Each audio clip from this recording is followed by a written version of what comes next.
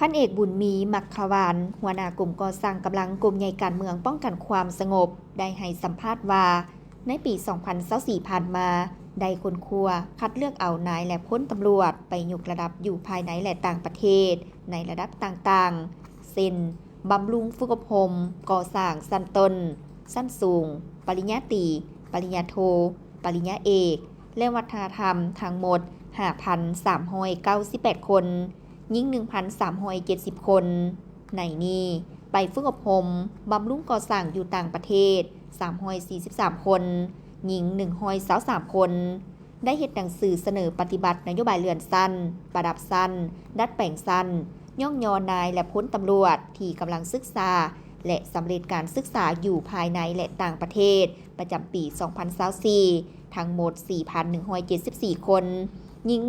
1,019 คนและเสนอไปปฏิบัตินโยบายนำส่งนายและพลตำรวจที่เรียนจบอยู่ภายในและต่างประเทศเพื่อกลับคืนหับไซอยู่กรมกองต่างๆ 4,123 คนหญิง 1,027 คน